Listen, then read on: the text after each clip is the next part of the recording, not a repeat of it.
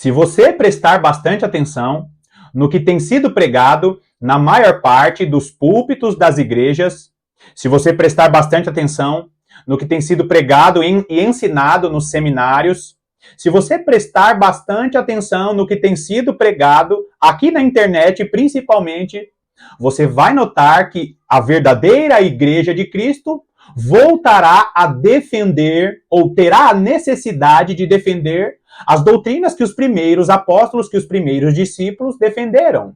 A igreja de Jesus Cristo voltará a defender a doutrina da ressurreição dos mortos. Por causa da influência do Principado da Grécia, muitos cristãos acreditam que Deus tem um corpo novo e que nos ressuscitará com um corpo novo. Quando, na realidade, a doutrina da ressurreição dos mortos, que é uma doutrina fundamental, não ensina isso. A doutrina verdadeira da ressurreição dos mortos nos mostra que seremos revestidos de uma incorruptibilidade e nós não teremos mais a influência do pecado. Mas revestir é colocar uma roupa por cima desse mesmo corpo. É isso que nos ensina a profecia de Ezequiel, capítulo 37. É isso que nos ensina o próprio livro de Apocalipse. É isso que nos ensina as cartas de Paulo, a doutrina da ressurreição dos mortos. A igreja de Jesus Cristo terá que mais uma vez voltar a defender a salvação de judeus e de gentios. Queridos, é por isso que nós vamos encontrar várias cartas de Paulo. Hoje eu consigo entender, eu sempre me perguntei por que o apóstolo Paulo deixou registrado para a igreja da Nova Aliança tanta defesa da salvação de judeus e gentios de maneira igual. Porque hoje existem ensinamentos, existem doutrinas que as pessoas fazem diferença para o final dos tempos de judeus e gentios. Você já notou que esse canal eu falo muito sobre o ensino das duas casas de Israel? Então, é justamente por causa disso. Existem grandes pastores, homens de Deus, que defendem a ideia de que Deus tem um caminho diferente para judeus e gentios no final dos tempos. Existem pastores famosos que dizem que Mateus capítulo 24 foi escrito apenas para judeus. Existem muitos que defendem a ideia de que quando o apóstolo Paulo fala e cita Israel no final dos tempos, ele está falando apenas para os judeus. E isso é muito grave, queridos. Por quê? Porque se nós não corrigirmos essas doutrinas que são fundamentais para a condução da igreja do tempo do fim, muitos cristãos vão ser pegos de surpresa em relação às coisas que vão ocorrer neste mundo. Eu sou chato, sou insistente, já ouvi de pessoas que você só fala a mesma coisa. É justamente isso. Porque nós precisamos defender as doutrinas que são bases, as doutrinas que são fundamentos, para que os cristãos não se percam em ventos de doutrinas que estão ensinando de maneira sutil coisas que são contrárias à palavra de Deus. Existem doutrinas que desviam as pessoas do caminho da salvação, mas existem doutrinas que não fazem os cristãos perderem a sua salvação, mas são doutrinas que desviam as pessoas que estão se preparando para o tempo do fim. E mais uma vez nós vamos falar sobre isso, sobre o ensino das duas casas de Israel. Nós vamos iniciar uma série de vídeos, não esse vídeo de hoje, mas na próxima semana, a respeito da importância de nós entendermos o ensino das duas casas de Israel e toda a defesa de Paulo, porque tem muitos vídeos na internet nos falando que existe diferença. Ah, porque está escrito corram para os montes, no Brasil não tem montes. Queridos, argumentos filosóficos influenciados pelo Principado da Grécia. Argumentos antropocêntricos que colocam o homem no centro, nos fazendo usar a nossa mente com filosofias para interpretar a palavra de Deus. E isso é muito perigoso. O tema do vídeo de hoje é justamente a profecia de Zacarias, quando ele nos mostra que Deus vai usar judeus e gentios de igual maneira, por causa da aliança que Deus fez e toda a profecia das duas casas de Israel. Fica comigo até o final desse vídeo, porque você vai ver, mais uma vez, como é importante conhecer esse ensino e essa doutrina maravilhosa. Seja muito bem-vindo a mais essa meditação do canal A Lâmpada para os Meus Pés.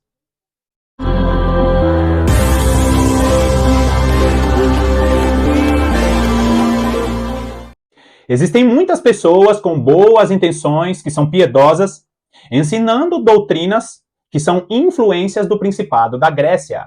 Nós precisamos tomar muito cuidado para não fundamentar ou não basear as doutrinas segundo o nosso entendimento humano. Todas as nossas deduções, elas precisam ter embasamento da palavra de Deus. Nós sabemos que muitas coisas que nós temos o costume de dar opinião, nós queremos dar opinião a respeito de tudo. E a nossa opinião é muito importante, sim, mas quando se fala em doutrinas, em embasamento ou fundamento de ensinos, nós precisamos ter a palavra de Deus como base, como o próprio fundamento. Então, queridos, mais uma vez, nós vamos falar sobre o ensino das duas casas de Israel, e eu vou te mostrar a importância de usar principalmente os profetas para fundamentar essa doutrina maravilhosa que o apóstolo Paulo brigou, lutou, mostrando para os judeus que os gentios faziam parte. Agora a igreja de Jesus Cristo terá que brigar com os gentios, dizendo que não há diferença. Existem muitas pessoas que idolatram, os judeus que idolatram Israel, quando na verdade os judeus, Israel, é um povo querido, eles guardaram o princípio de todas as coisas, eles detêm as primeiras palavras do nosso Deus, mas nós não podemos idolatrar e nós não podemos achar que eles são um povo mais especial em relação à aliança, porque Deus, quando ele envia Jesus Cristo para morrer na cruz do Calvário, Jesus Cristo na cruz do Calvário nos tornou família de Deus e agora nós fazemos parte da família de Deus, igualmente os judeus que recebem Jesus Cristo também fazem. Deus tem um amor, tem um carinho muito especial por aquela terra, porque o nosso Senhor Jesus Cristo reinará de Israel, mas desde a antiga aliança, Deus tem usado os seus profetas para falar para o Israel da época deles que ele mesmo estaria enviando um povo novo e Israel estaria ficando com ciúmes daquele povo, uma nação nova, um povo novo para fazer parte do Israel que não tinha valorizado a primeira aliança. Deus estabelece uma nova aliança. O Israel na carne não reconhece a nova aliança. Por causa do próprio Deus, eles não conseguem enxergar a nova aliança. E por causa dessa cegueira espiritual, a nova aliança foi revelada aos gentios. Agora, os gentios, tendo a revelação de Jesus Cristo, precisam também brigar para que as pessoas entendam que Jesus Cristo tirou essa inimizade que existia. Os judeus pensavam que os gentios eram inimigos, e quando Jesus Cristo morre na cruz do Calvário, Jesus Cristo ele quebra essa barreira de inimizade. O apóstolo Paulo fala muito isso em suas cartas, principalmente em Efésios e em Romanos. Bom, na visão dos profetas, vai lá comigo em Zacarias capítulo 9. Zacarias capítulo 9, nós vamos ler apenas alguns versículos. Nós vamos ler Zacarias capítulo 9, dos versículos 9 até o versículo 14, que diz assim, versículo 9, Alegra-te muito, ó filha de Sião, exulta, ó filha de Jerusalém, eis aí te vem o teu rei, justo e salvador, humilde, montado em um jumento, num jumentinho, cria de jumenta. Nós vamos ver no Novo Testamento essa referência do rei que vem, o rei glorioso, mas ele vem humilde, ele vem pobre, e ele vem sentado em um jumento ou num jumentinho. Bom, você sabe muito bem que essa profecia fala a respeito do nosso Senhor e Salvador Jesus Cristo. Zacarias profetiza aqui, nós vemos Miqueias profetizando também a respeito deste Salvador que viria. O profeta Isaías, em praticamente todo o livro, ele é o quinto evangelho, o livro do profeta Isaías, ele é considerado um quinto evangelho, porque o profeta Isaías profetiza muito a respeito do Messias que viria. Então, os profetas, eles anunciaram muito a respeito deste rei que viria de uma maneira humilde, de uma maneira simples. Você conhece muito bem a profecia a respeito do nosso Senhor e Salvador Jesus Cristo. No início do versículo 9, ele cita assim, ó filha de Sião, exulta, ó filha de Jerusalém. Quem são as filhas de Jerusalém? Quem são as filhas de Sião? São aqueles que são descendentes que foram gerados por Sião e foram gerados por Jerusalém. Quando ele fala a respeito de filhas, ele está falando a respeito de alguém que é filho de uma pátria, ou de alguém que nasceu por causa daquela pátria ou daquela cidade.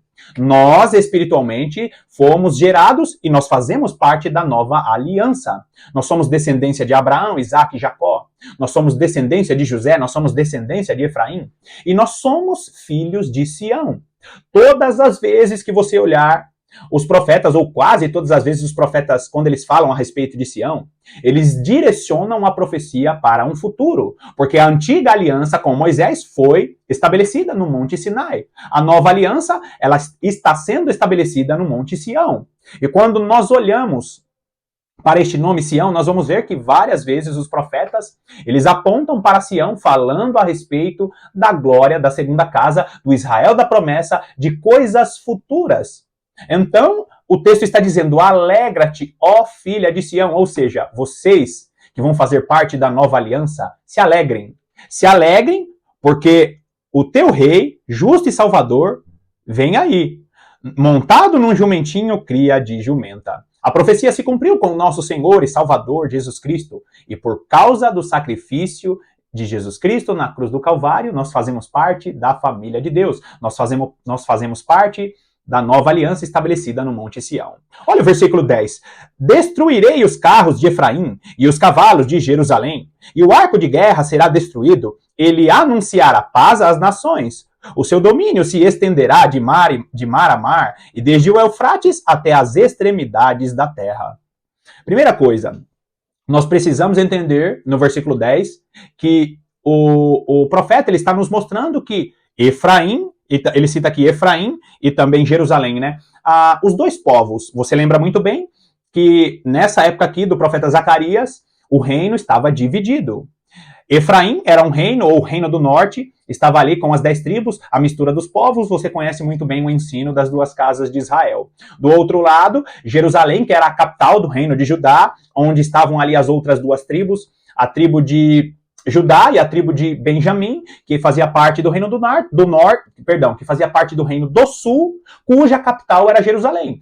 De um lado, Efraim, reino do norte, o reino de Israel, com as 10 tribos. Capital Samaria. Do outro lado, a capital Jerusalém, estava o reino do sul, onde estavam as duas tribos, Judá e Benjamim. Quando ele fala nesse texto que destruiria os carros de Efraim e os cavalos de Jerusalém, o que ele está dizendo?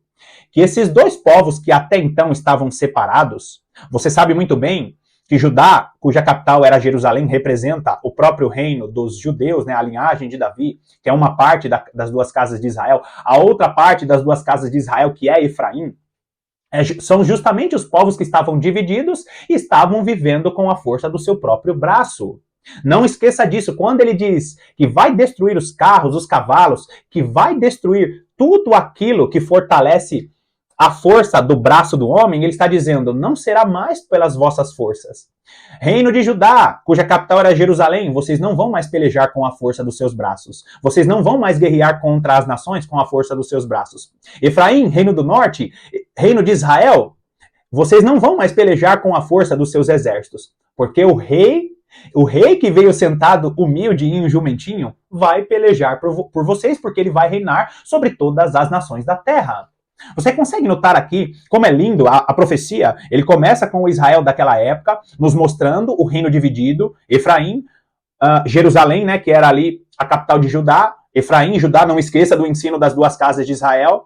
Você vê ali que ele mostra, a profecia estava indo para as duas casas de Israel, na época do profeta Zacarias, o reino dividido, e aí ele conduz essa profecia para o futuro. Por isso que muitas pessoas têm preguiça de estudar os profetas, porque você precisa fazer muitas conexões com vários textos da palavra de Deus. E ele continua a profecia ainda no versículo 10, ele diz, o arco de guerra será destruído, ou seja, a peleja não será mais uma peleja que vocês vão pelejar. Existe um rei que está vindo e ele está voltando justo, salvador.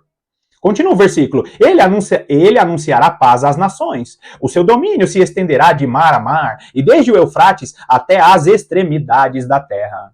Você lembra de Apocalipse capítulo 11, no versículo 15, quando diz ali que o reino, olha só, o reino, tá no singular, o reino do mundo se tornou do nosso Senhor e do seu Cristo.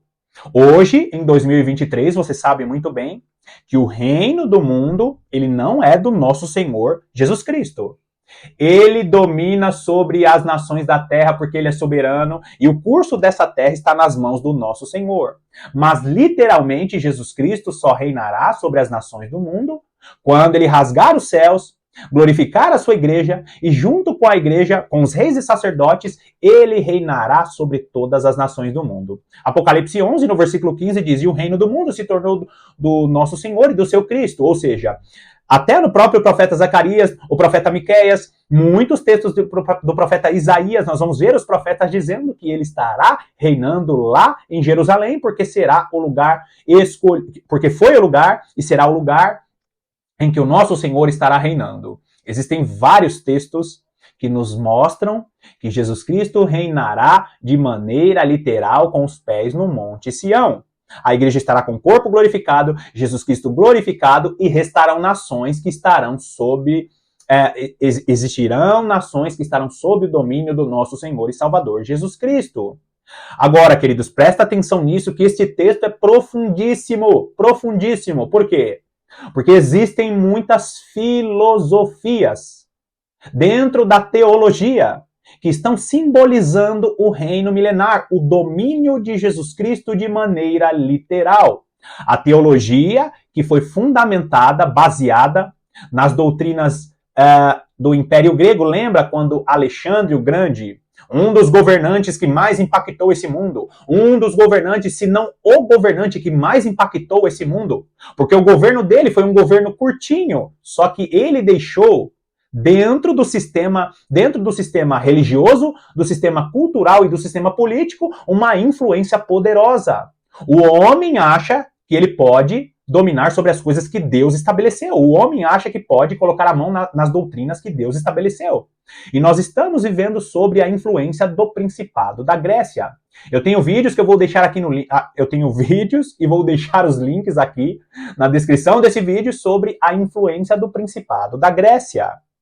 Muitas doutrinas estão falando, doutrinas antigas, de igrejas históricas, que são baseadas na influência da cultura grega, lá por volta do século IV, por volta do século V, que foi a teologia que veio junto com a reforma protestante. Toma bastante cuidado, porque nós temos uma linha muito tênue, porque a reforma protestante ela foi importantíssima para o despertar da igreja, mas nem toda a escatologia que veio junto com a reforma protestante é uma escatologia que nós temos que aderir.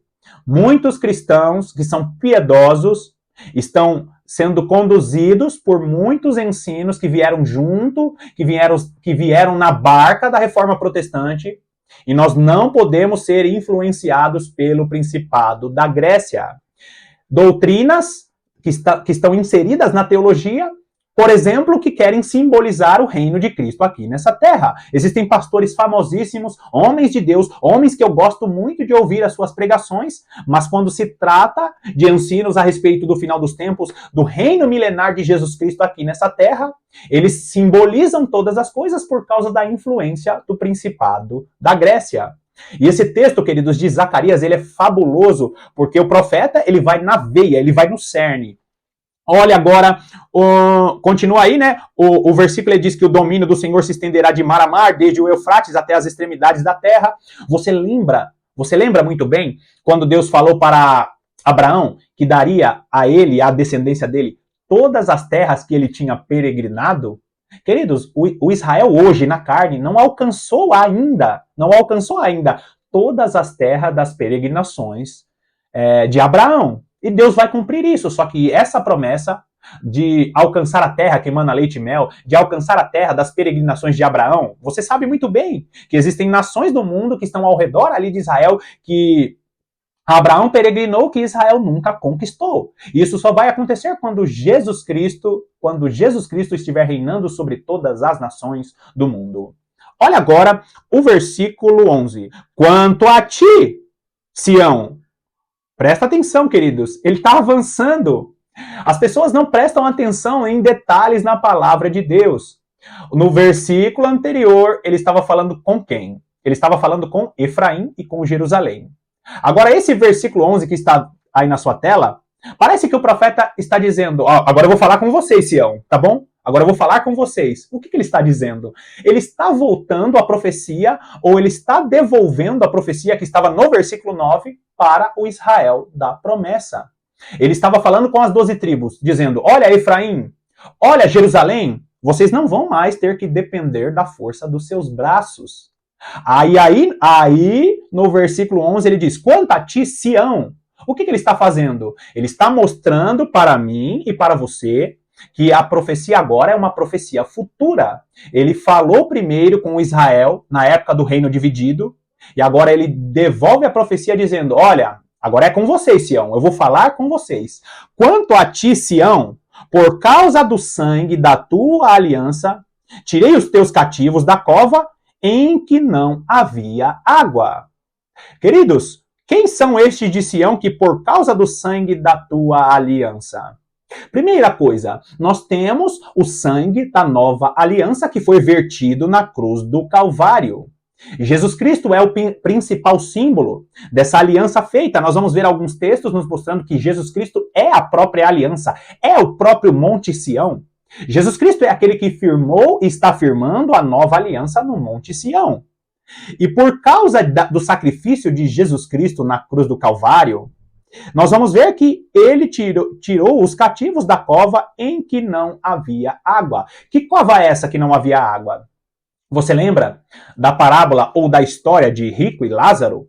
Quando o rico diz para pai Abraão, peça para Lázaro trazer um pouquinho de água para eu molhar pelo menos a pontinha da minha língua.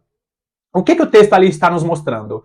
Que aqueles que não têm aliança com o Senhor, aqueles que vão para a condenação eterna, vão estar em um lugar onde nem água vai ter para molhar a pontinha da nossa língua. Será um período de tormento aonde aqueles que não têm aliança com Deus vão sofrer por causa deste tormento. Agora, quando ele diz que estes cativos foram tirados da cova, o que ele está dizendo? Por causa da aliança que foi estabelecida no Monte Sião, aquele que morreu na cruz do Calvário, ele vai até o mundo dos mortos, pega a chave do cativeiro, você conhece muito bem esse texto, agora ele é o dono da chave do cativeiro. É isso que significa o que está escrito em Efésios capítulo 4. Ele que morreu na cruz do Calvário é aquele que tem a chave do cativeiro. Olha lá o que diz, vai lá comigo rapidinho. Vai ser uma leitura bem rápida, Efésios capítulo 4, vai lá comigo. Efésios capítulo 4, e é muito importante ler esse texto porque muitos irmãos não entendem. Efésios capítulo 4, vamos ler a partir do versículo 8, que diz assim, por isso diz, quando ele subiu às alturas, levou cativo o cativeiro e concedeu dons aos homens. Ora, que quer dizer subiu, se não também havia descido até as regiões inferiores da terra? Aquele que desceu é também o mesmo que subiu acima de todos os céus para encher todas as coisas. E aí ele continua o texto no versículo 11. E ele concedeu uns para apóstolos, profetas e tudo mais. Agora, queridos, volta lá comigo em Zacarias. Você percebeu aí quem foi aquele que desceu às regiões inferiores? Quem foi aquele que desceu às regiões inferiores, tomou cativo o cativeiro, ou seja, Jesus Cristo agora, ele é o dono do mundo dos mortos. Por causa do sacrifício de Jesus Cristo na cruz do Calvário, o nosso Senhor, que representa essa aliança em Sião, ele tem a chave da morte. Então, quando o texto diz, tirei os teus cativos da cova em que não havia água, o que ele está dizendo?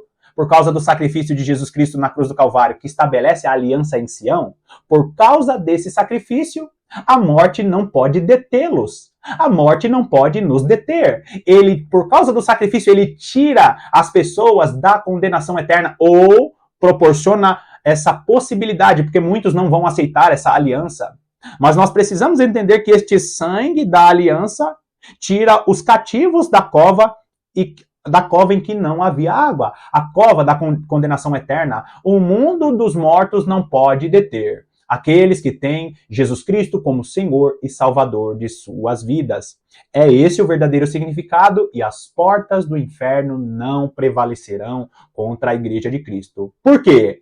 Porque foi estabelecida uma aliança no Monte Sião e essa aliança, essa nova aliança, é uma aliança que tira aqueles do cativeiro, da cova. Vai lá comigo agora no versículo 12. Voltai à fortaleza, ó presos de esperança. Também hoje vos anuncio que tudo vos restituirei em dobro. Quem são esses? Quem são esses que precisam voltar à fortaleza? Justamente aqueles que na época do profeta Zacarias estavam sem esperança. E de repente vem a luz. Que luz é essa? A luz que está escrita em Zacarias. O nosso Senhor Jesus Cristo é aquele que veio para nos dar esperança. Quando o profeta Zacarias estava profetizando para as duas casas de Israel, aqueles que eram piedosos em Deus, tanto no reino do sul quanto no reino do norte, eles olhavam para as duas casas de Israel e diziam: cadê? Cadê aquele Israel que saiu do Egito? Cadê aquele Israel que viu a mão poderosa através dos profetas? Zacarias, ele está vivendo em um período em que, mais uma vez, a apostasia estava se estabelecendo em Israel. E Deus estava com a promessa da glória da segunda casa, tanto é que o versículo 12 ele fala o quê? Vos anuncio que tudo vos restituirei em dobro, ou seja, a glória da segunda casa será ainda maior. As duas casas de Israel se desviaram, até parece que a glória da antiga aliança não foi uma glória tão maravilhosa assim, quando na realidade a glória da primeira aliança foi gloriosa, né? Nós vimos ali no rosto de Moisés a glória da primeira aliança, mas a glória da segunda casa será ainda maior. Olha o versículo 13. Queridos, fixa bem, eu li no vídeo anterior esse versículo 13, e nós precisamos avaliar muito bem como eu estou te falando. Nós vamos ter que defender doutrinas fundamentais, porque a igreja de Jesus Cristo está sendo conduzida e influenciada pelo principado da Grécia. Tem muitas pessoas que acreditam muito... Aliás, deixa eu corrigir a minha fala. A maior parte dos cristãos acreditam muito mais em doutrinas filosóficas, em um reino de Cristo simbólico. A maior parte dos cristãos acreditam muito mais em diferença de judeus e gentios. Não, judeus são especiais, não precisam da nova aliança, não precisa pregar a salvação para judeus. Muitas pessoas acreditam muito mais que a noiva de Jesus Cristo não pode sujar as suas vestes e por isso ela tem que ser arrebatada antes.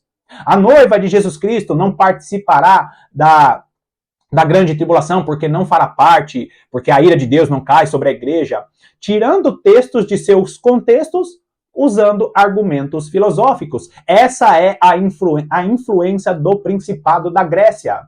Vamos ler com muita calma, e você que gosta da palavra de Deus, tenha paciência, porque esse versículo 13, ele é riquíssimo. Que diz assim: porque para mim curvei Judá como um arco, presta atenção, e o enchi de Efraim. Quem está falando aqui? O Senhor.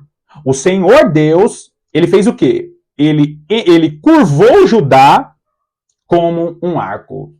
Se você ler Romanos, capítulo 10, se você ler Efésios, capítulo 3, Efésios, capítulo 2, Efésios, capítulo 3, se você ler Romanos, capítulo 10, na verdade, Romanos, todo o livro de Romanos, mas especialmente Romanos, capítulo 10 e Romanos, capítulo 11, olha o início de Romanos, capítulo 11. Você vai notar ali que os judeus, eles foram curvados, que os judeus, eles sofreram na própria carne, foram tirados das vistas dos judeus, da maior parte dos judeus, a salvação em Jesus Cristo, para que essa salvação chegasse até os gentios.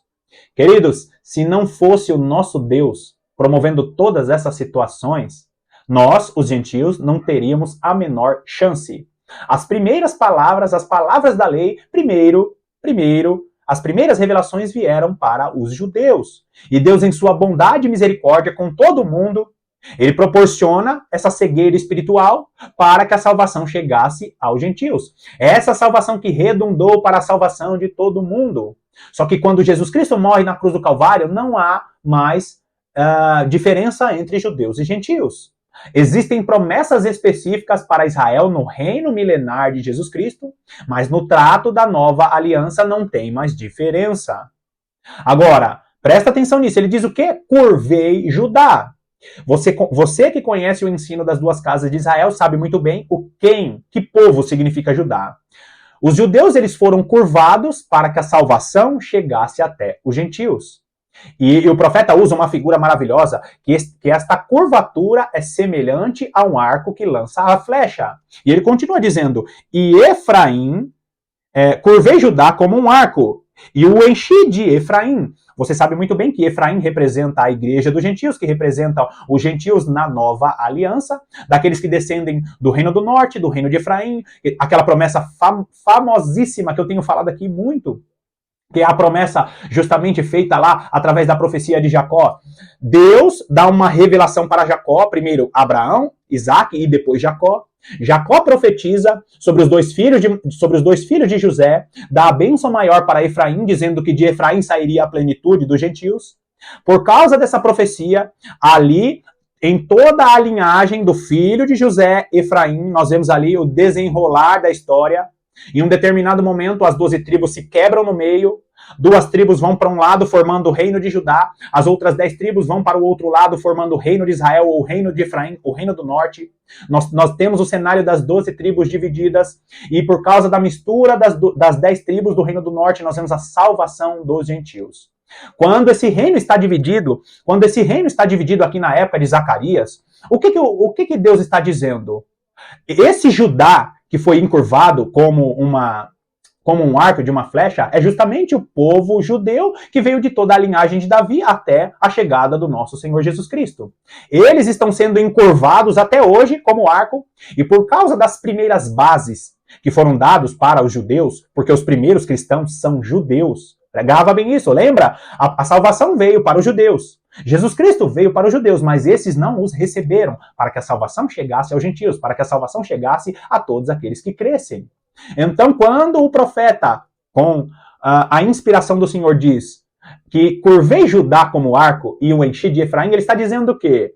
Que Judá foi curvado como arco porque para Judá veio as primeiras bases. Por causa dessas primeiras bases, muitos de Efraim vão ser colocados como flecha e lançados para ministrar a palavra de Deus. Então, por causa até da proporção da população mundial, você vai ver que existem muito mais cristãos gentios do que judeus. Então, existe ali muito mais gentios sendo lançados para pregar o evangelho, para pregar as boas novas ao redor do mundo, porque Deus está com o seu arco na mão, que são as primeiras bases dada ali para Judá. Só que quem são aqueles que estão sendo lançados como flecha? Os de Efraim, todos os gentios. É por isso que nós não podemos fazer diferença, principalmente para as profecias do tempo do fim. Judeus e gentios, de igual maneira, fazem parte da família de Deus em Jesus Cristo. Então ele diz: curvei Judá como um arco e o enchi de Efraim. Suscitarei a teus filhos, ó Sião, contra os teus filhos, ó Grécia, e te porei, ó Sião, como a espada de um valente. Agora, ele fala sobre o quê? Que suscitarei a teus filhos, ó Sião. Mais uma vez, queridos, por causa de toda essa figura de Efraim sendo lançado no arco que é Judá, os filhos de Sião serão suscitados. E o que significa isso? Que Deus estará despertando o povo de Deus da nova aliança, da aliança estabelecida no Monte Sião. Para quê, queridos? Para estar contra os teus filhos, ó Grécia. E é claro que nós não podemos ignorar o fator histórico. Por quê? Porque depois que a Babilônia cai, entram os medos e os persas, e depois que os medos e os persas caem, entra ali o Império Grego.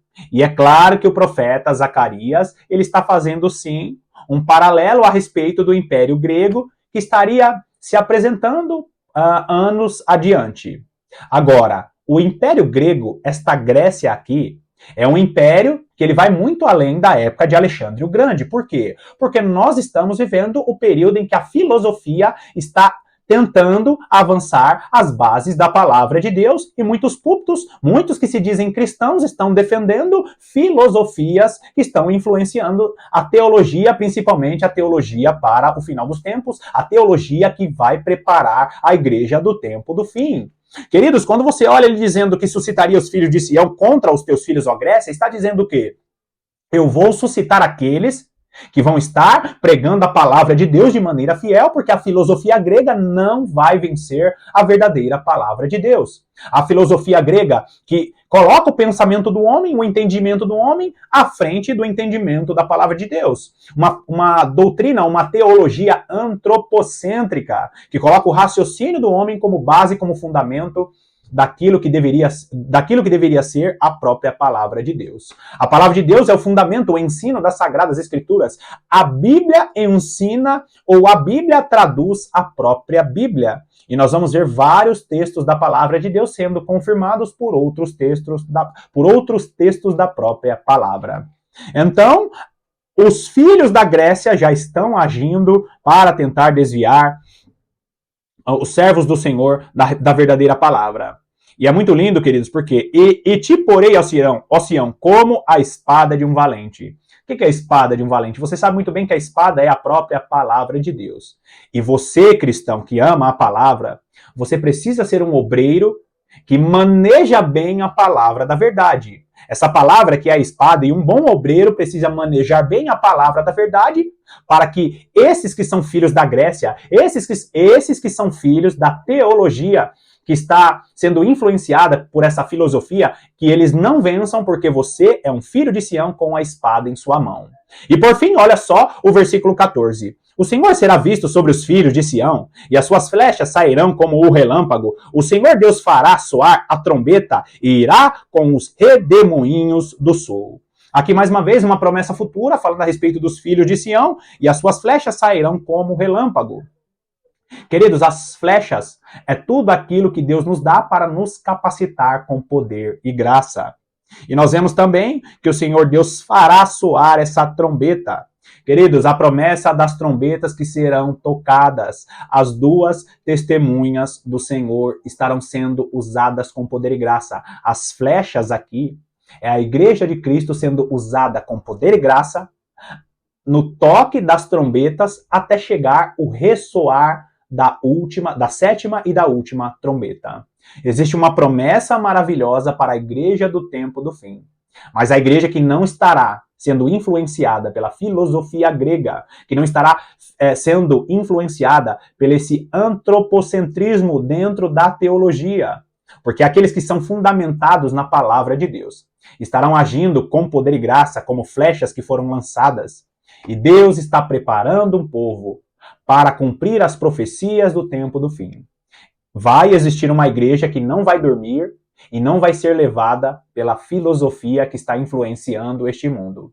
É por isso que nós precisamos ter a nossa vida de meditação e de oração para que Deus venha agir nas nossas vidas com muito poder e com muita graça. Bom, mais uma vez eu te agradeço pela sua companhia. E peço mais uma vez a sua ajuda para que você possa nos ajudar de alguma maneira.